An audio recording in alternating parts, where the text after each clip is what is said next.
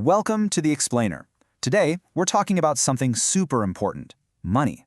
But more than that, we're digging into how you can teach your kids about it, setting them up for a future where they're not just surviving, but thriving. So, let's jump right in. So where do we even begin? Well, it all boils down to this one simple but really powerful question. And trust me, if you can get this one concept across, you're building the foundation for pretty much every money decision they'll make down the road. And you know what the best part is? Kids are like little sponges. They pick things up so fast, and they're watching everything. That means right now is the perfect time to start planting those seeds for healthy money habits. Habits that will stick with them for life. All right, so here it is. The first lesson. Needs versus wants. Okay, so let's break this down. It's actually pretty simple when you think about it. Needs, those are the absolute must-haves, the things you literally need to survive. And wants? Well, that's all the other stuff, the fun stuff, the cool stuff, but the stuff you could live without if you had to. So what are we talking about with needs? It's the real basics, right? Food, water, a roof over your head, and some basic clothes to wear. These are the non-negotiables, the things that keep us safe and healthy. Now wants, this is where it gets fun. We're talking about toys, video games, those super expensive sneakers they just have to have, or even just going to the movies. All great things, for sure. But you don't need them to live. Okay, so once a kid understands the difference, they face their first big financial puzzle. And this introduces a concept that's frankly a game changer for how we think about money. And that concept is opportunity cost. It sounds kind of formal, but the idea is simple and so important. For everything you choose to spend your money on, there's something else you're choosing not to spend it on. It's the value of the road not taken, basically. All right, to really get this, let's make it real. Let me tell you about Frankie.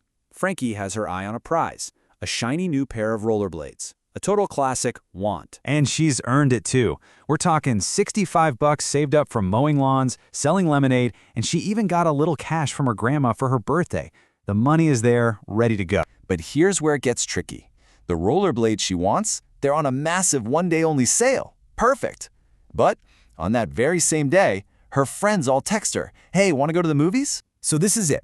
The big decision. The movie's gonna cost $20.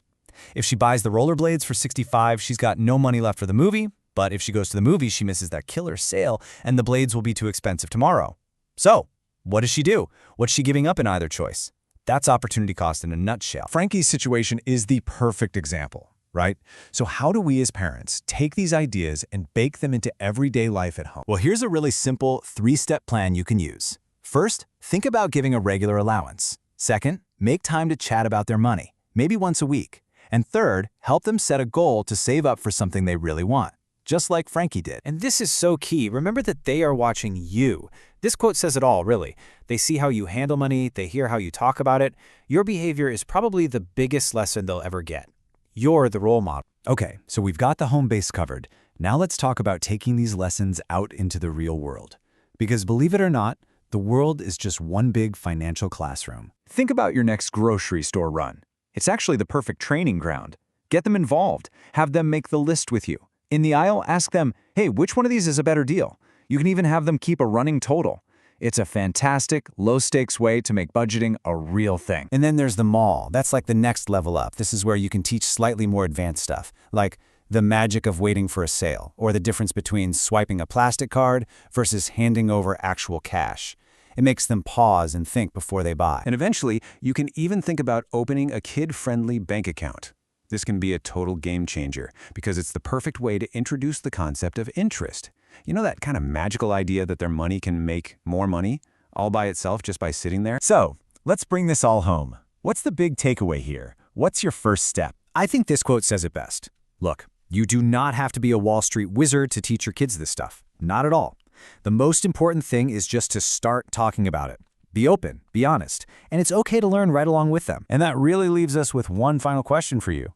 What's the very first money conversation you're going to have with your child? It could be as simple as talking about needs and wants in the cereal aisle. Or maybe you'll tell them the story about Frankie and her rollerblades. Whatever it is, that first step is everything, and it's yours for the taking.